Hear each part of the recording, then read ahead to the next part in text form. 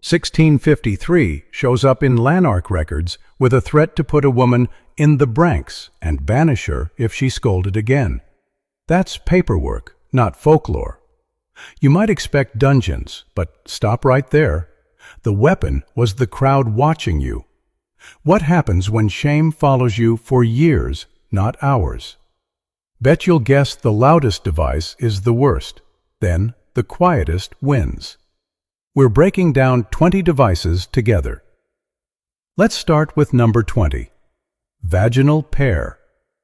Modern historians often label the so-called vaginal pair a disputed device because clear court records for vaginal use are almost impossible to locate.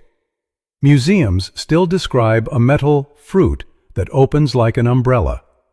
If you care about truth, that missing paperwork is the first red flag in many displays. Some pear-shaped objects in early modern collections appear as mouth gags, and some resemble fruit presses, which Wikipedia notes when purpose stays unclear. Fear sells fast, so a label can drift from tool to sex torture over decades. Ask who first cataloged it, and when and what sources they cited. A historian has warned that many famous torture gadgets were 19th century fantasies built for tourists, assembled from older parts with dramatic stories attached. If that critique fits, pain becomes a product. It also hides the quieter truth. Systems controlled women through shame, fines, and courts, not props as often imagined. So here is your test, watching a museum case. Do you accept the scariest claim or demand documents? Source-checking matters because legends spread faster than minutes in an archive. Keep that mindset, since the next items look brutally specific. Which ones have proof and which ones sell panic today? Here comes number 19. Breast ripper. Torture museums across Europe display objects labeled breast rippers, iron claws with 4 hooked teeth, sometimes described as heated first. Court records for those exact pieces are rare, and many surviving examples come from private collections. That gap changes what you can claim with confidence right now. Some 20th century writers said they punished adultery or failed mothers, but hard legal documentation stays thin. Private provenance is the warning light, because without archives, dates and uses can shift in retellings. When a display card sounds certain, ask which trial file, which court, which year supports it. A bilingual guide called it an insidious instrument used primarily on women. That word primarily points to strategy. Hurt a body part linked to womanhood, and fear spreads to everyone watching. Medical studies on torture survivors link targeted injury with chronic pain, sleep problems, and long anxiety that can last decades. So even one story about this tool can function like a public threat, whether or not every museum claim is proven. Symbolic injury can control a whole group. Keep your eyes open for that pattern, because the next punishments often target something less visible than skin. What happens when power goes after your voice instead? Let's move to number 18. Scold's bridle. Scottish records date the scold's bridle to 1567, and local church courts used it on women labeled gossips or nags. It was an iron frame locked over the head with a plate inside the mouth, sometimes with a tongue spike. Who decided talk was dangerous? Wikipedia describes it as an instrument used on women whose speech was deemed troublesome. That means the offense could be loud disagreement, not violence. The plate forced the tongue down, turning normal speech into pain. Then the town watched, learning that a woman's anger could carry legal risk. One researcher on early modern shaming punishments wrote, "Humiliation was the essence of punishment, meant to terrify the whole town." That line explains the public design. The point was not only silence in one mouth, but silence spreading through everyone else. After one display, people self-police to avoid becoming the next example. So the bridle worked through witnesses more than wounds. Public humiliation was the engine. When you hear it was minor, ask what it did to reputation afterward in tight communities. Keep that thought, because some courts preferred harm that left few marks, yet wrecked bodies from the inside. How do you even prove that later? If you're still with me, tap like and subscribe, because the next few items flip the whole story, and you'll want the sources when it gets messy. Next one is number 17, strappado. Dictionary.com defines strappado as a victim raised with arms bound behind, then dropped and stopped with a painful jerk. Shoulders dislocate easily from that jerk, and the method can leave surprisingly little blood. Courts liked that contrast because it looks clean while causing huge damage under clothing.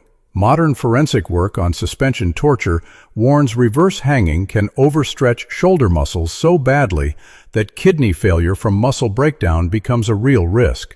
That detail changes the story because the body can crash later after the session ends. So an official can claim no injury, while the victim's organs tell a different story.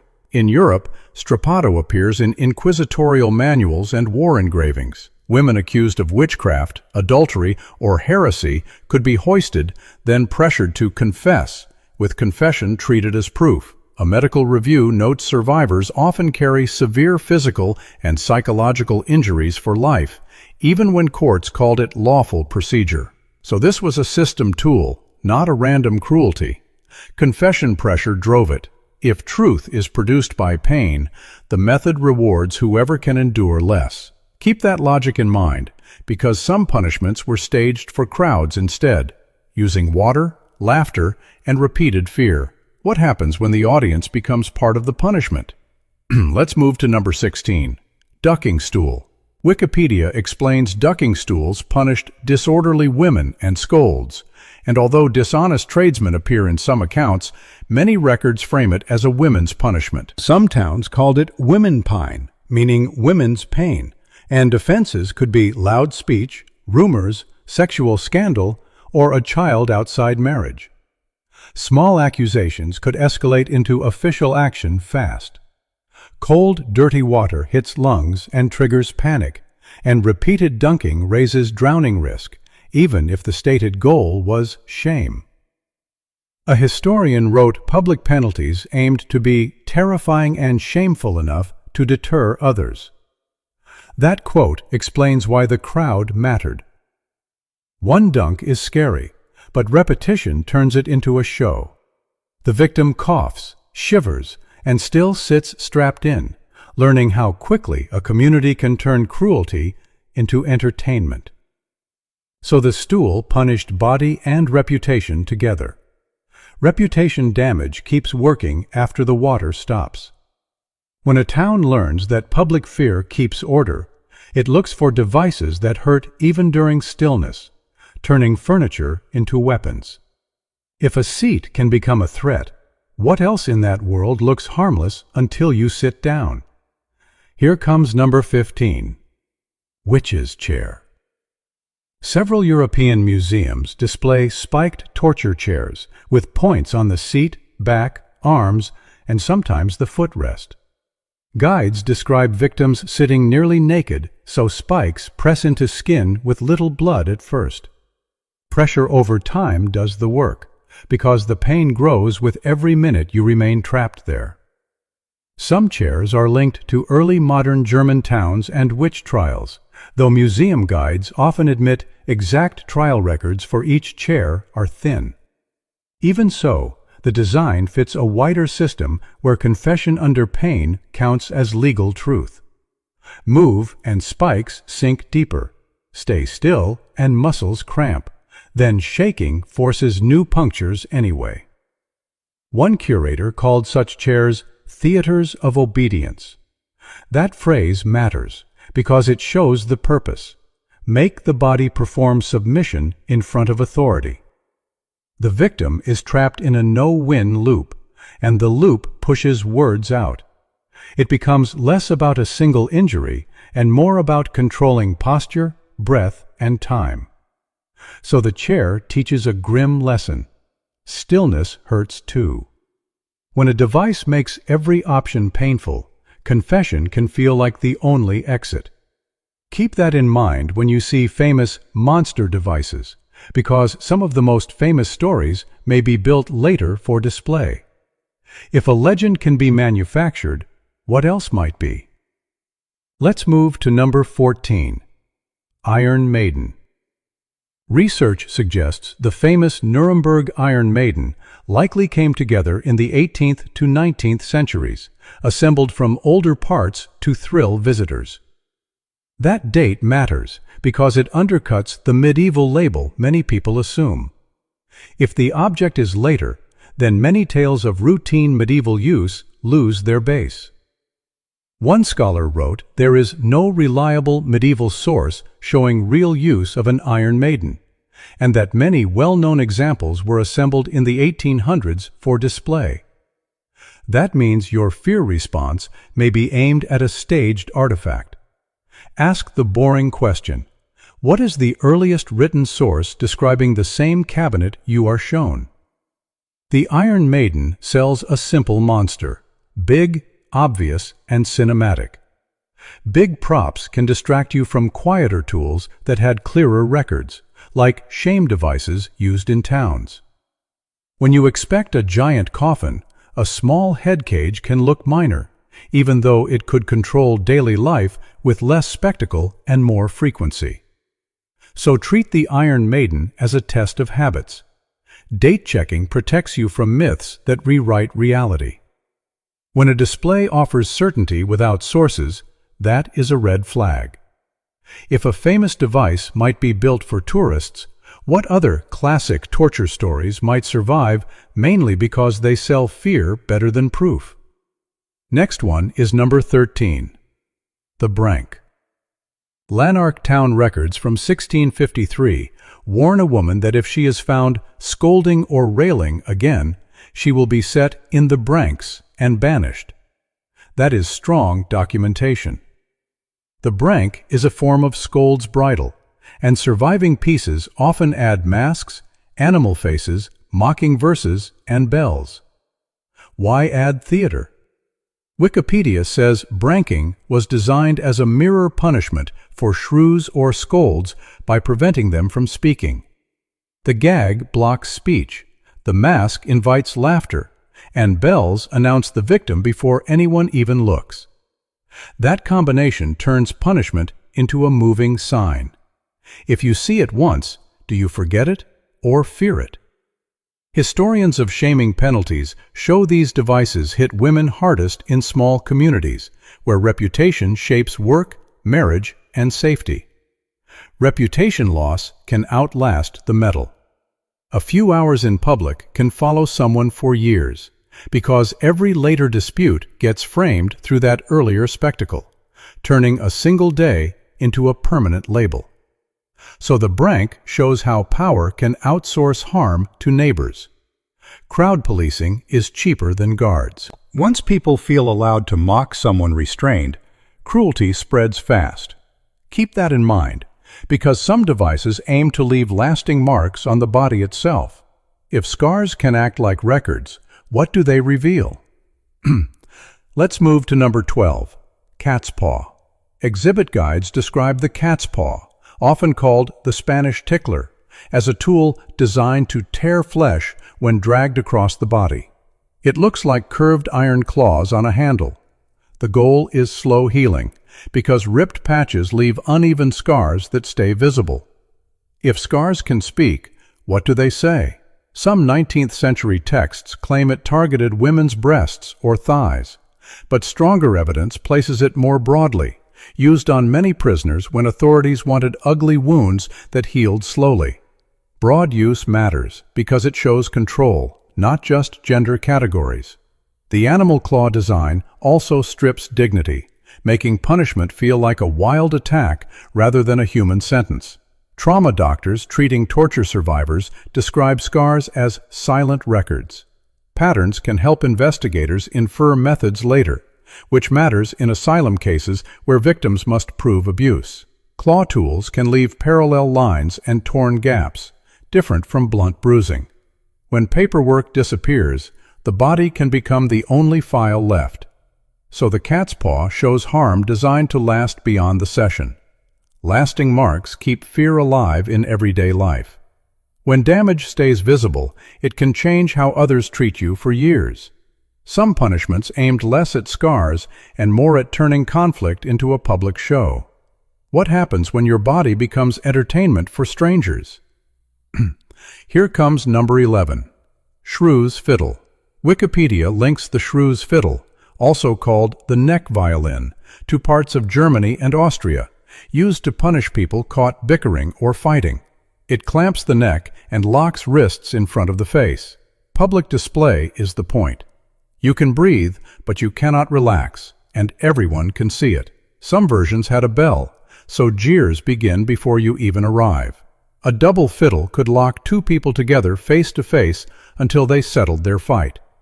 That is a clever trap, because anger rises while strangers watch. The device turns a private dispute into theater, and the crowd becomes the pressure that forces peace, whether fair or not. Scholar Una McElvenna writes public penalties could be terrifying and a quasi-religious experience that shaped community emotion. That quote helps explain the design. It stages a lesson the town feels together. The clamp hurts, but the bigger hit is social, since everyone remembers your face and associates it with shame afterward. So the fiddle punishes wrists and reputation at once. Crowd memory keeps it working long after release. When shame becomes a ritual, it trains everyone to police each other. Some communities pushed this further by linking punishment with dirt and disgust, so the label sticks faster. What does that do to someone's life years later? Let's move to number 10. Cucking stool. Wikipedia explains the cucking stool name comes from an old verb meaning to defecate. That detail signals intent. Attach disgust to the target before anything happens. It served as a stool of repentance, used on women labeled scolds, sex workers, or mothers of illegitimate children. Why build punishment around dirt rather than evidence? A woman could be tied to the seat, bare head and feet exposed, left at her door, placed in the market, or dragged through town. Root choice decided who saw her. A 17th century ballad titled The Cucking of a Scold describes crowds laughing as she passes. The laughter fuels the label because it spreads faster than court minutes. Historians of public shaming note reputation damage can hurt more than physical pain, and some people chose suicide rather than live with the label afterward. That shows the trade-off. The chair lasts hours, but the stigma can last years. For women, stigma could mean lost work, broken marriage chances, and danger at home. So the cucking stool shows shame as a system. Stigma lasts longer than bruises. When a crowd learns to mock a restrained person, cruelty becomes normal. Keep that thought, because some devices sit in a messier evidence zone. Vivid stories, thin archives, fierce debate. When sources clash, how do you decide what to believe? Here comes number 9. Judas cradle. Researchers say archival proof for routine use of the Judas cradle is thin, and many detailed descriptions come from 19th century collections rather than trial records. The common image shows a frame with a sharp pyramid seat, lowering a victim slowly. Fame is not evidence. So what belongs in confirmed and what belongs in claimed? Thin proof does not mean the idea never existed. It means paperwork is weak. Source limits matter because museum captions can sound confident while relying on later drawings. The image still reflects a known logic. Turn the body into leverage until words come out. When confession is required for conviction, pain becomes a shortcut. One study of historical torture notes many methods aimed to cause severe internal damage while leaving minimal external marks. That quote explains why this story persists, because it matches a wider pattern. If a court wants confession without obvious bruises, methods that hide injury help officials deny harm later, and that denial protects the system. So hold two thoughts. Cruelty happened, and later storytelling can sharpen it for display. Evidence discipline keeps you honest. When a device's proof is debated, ask who benefits from certainty. Some punishments have clearer paper trails because they happened in public squares. Once crowds are involved, humiliation can turn into physical abuse fast. How far did it go? Let's move to number 8, pillory. Ask historians note time in the pillory could last from 1 hour to 3 days, and that range changes everything. The device locks heads and hands on boards in a public square. Wikipedia calls it punishment by public humiliation and often physical abuse. With hours or days available, what do crowds do once they feel permitted? Both men and women faced pillories, yet women often carried extra public marks: cut hair, painted signs, torn clothes. Gender marking matters because it can invite extra aggression. Once you look labeled, strangers may throw, spit, shout, or grab. The state sets the stage, then the crowd adds unpredictable violence, and the victim has nowhere to hide. In 18th century London, brothel keeper Elizabeth Needham stood in the pillory and suffered such harsh treatment that she died soon after, according to reference accounts. That case proves public humiliation can become deadly. When a punishment invites strangers to participate, outcomes depend on the crowd's mood, not only the court's sentence. So the pillory is a lesson about permission, not just wood. Permission signals can unleash harm that goes beyond law. When a system wants tighter control, it can choose methods that restrict movement and noise, yet still end life. Quiet can feel colder than chaos. If the crowd leans in during silence, what does that say about power? Next one is number 7, garrote. Encyclopedia Britannica notes the garrote was used in Spain and some colonies into the 19th and 20th centuries. It used a metal collar around the neck, fixed to a post, tightened by a screw or lever until the windpipe or spine failed. That timeline matters because it shows a method that persisted into modern state power. Legal historians describe it as a more controlled public death than hanging, because the person stayed seated and movements were smaller. State control shaped the spectacle: less swinging, less chaos, more ownership of timing. Women convicted of treason or serious murder could face it when authorities wanted visibility without messy motion, keeping the body contained and the crowd focused. A 19th century observer described the garrote as horrible because it is quiet. Quiet matters because silence pulls attention closer. The crowd leans in, watching a calm body stop moving. A method designed to look orderly can still be brutal, and the calm surface can make violence feel colder because it looks like procedure rather than rage. So the garrote shows how punishment can be neat and final. Quiet spectacle is still spectacle. When a state chooses control over compassion, it can shape even the last breath into a lesson. Now ask this: what tools rely on posture, fatigue, and slow pressure, breaking people without dramatic wounds that stand out? Let's move to number 6, heretic's fork. Torture catalogs describe the heretic's fork as a small metal bar with 2 prongs, strapped so one end sits under the chin and the other presses into the upper chest. Many surviving forks come from later collections, so firm courtroom proof is often limited. Evidence gaps matter, yet the design still reveals intent.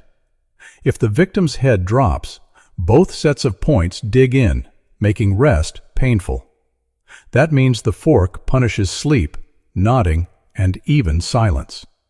Sleep loss changes behavior fast because exhaustion lowers resistance and makes people agree just to stop pain. The tool turns time into pressure without needing a large machine or visible blood. A 2018 forensic paper on torture methods notes many tools aim to break psychologically without leaving dramatic, visible injuries. That quote fits the fork's logic. Officials can claim minimal harm while the victim feels constant threat. If marks are small, denial becomes easier, and victims can struggle to prove what happened later. So the fork shows tiny control can be relentless. A tiny tool can run a whole night. When proof of a specific artifact is debated, demand inventories, dates, and records instead of stories. Still, the pattern is clear. Systems often prefer methods that extract words quietly.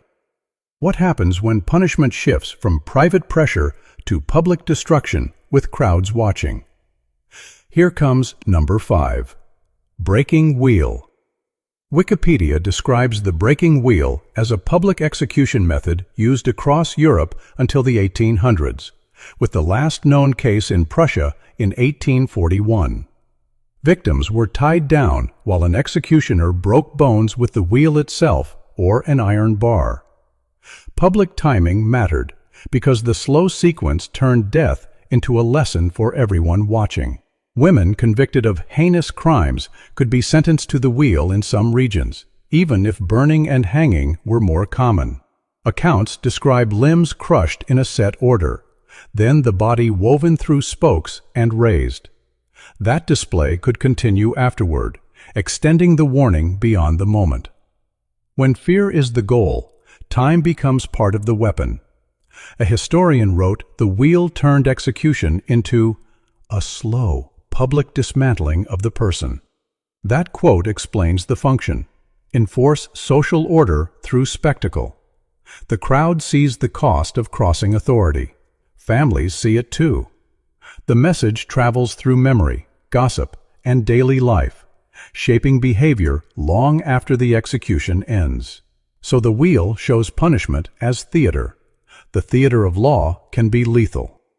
When deterrence becomes the priority, efficiency becomes secondary. Ask yourself what it does to a community when death becomes a public event people gather for. If fear is the message, what interrogation tools were used earlier to manufacture truth before sentencing? Next one is number 4. The boot. Wikipedia describes the boot as leg-crushing devices used in parts of Europe, including Scottish and French contexts, where frames surrounded the legs and wedges were driven in until bones cracked. Wedge pressure rises step by step, which makes it useful for interrogation.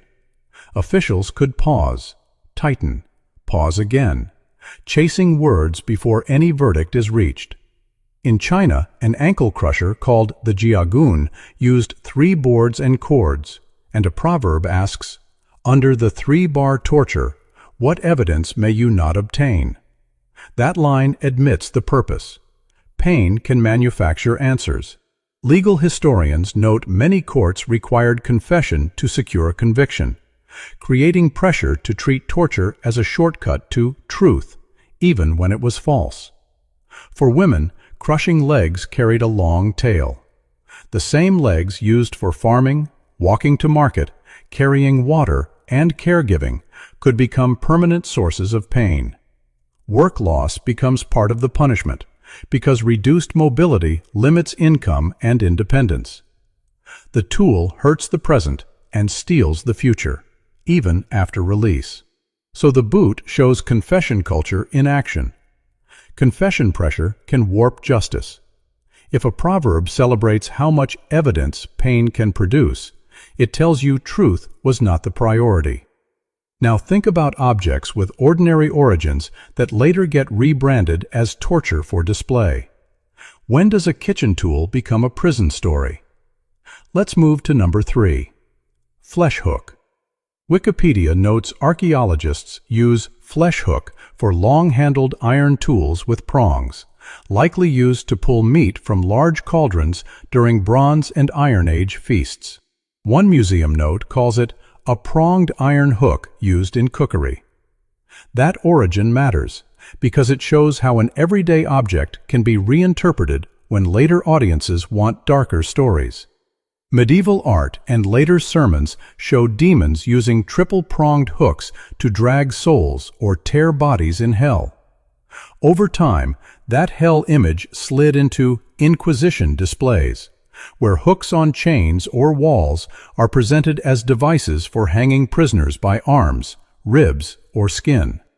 Image drift matters because the object type can be real, while the claimed use for a specific piece can remain unproven. Even if many hooks started in kitchens, the symbol still hits hard.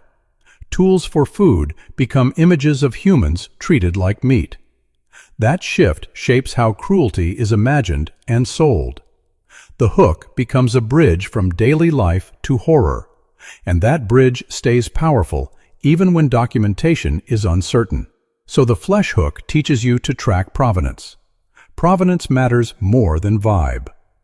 When you see iron on a wall, ask what the earliest record says it was for, and whether the torture story appears centuries later. If stories can move objects into darker roles, what else can be rebranded with a new label? Next one is number 2, the scorpion whip. A 19th century classical dictionary explains a scourge could be knotted with bones or heavy indented circles of bronze, and then it was called a scorpion. That is a construction detail, not only a metaphor. The sting comes from what is built into the cords. Each strike can tear deeper than a plain whip, raising injury and infection risk over time. The Bible preserves the threat. My father chastised you with whips, but I will chastise you with scorpions. Threat escalation is the point. When rulers use that language, cruelty becomes policy speech. Promising pain can always increase. For people at the bottom, that message limits resistance before any whip is raised, because the system advertises that it can always get worse. Modern medical reviews of flogging describe deep tissue damage, infection risk, and long-term nerve pain from repeated whipping. Nerve pain can linger for years, affecting sleep, movement, and work. Scars also become social markers, changing how others treat victims afterward. Punishment can extend far beyond the moment of impact. So the scorpion whip shows how a name can hide engineering. Built-in bite is the mechanism. When an authority chooses a tool designed for lasting damage, the goal often extends beyond the session. Obedience through long memory. Now ask this. If a method targets movement itself, not the back or arms, why would officials prefer that? And the last is number 1, the bastinado. Wikipedia notes bastinado appears clearly in European records in 1537 and in China in 960, and it likely has older roots. Bastinado means beating the soles of bare feet with rods, cords, or lashes.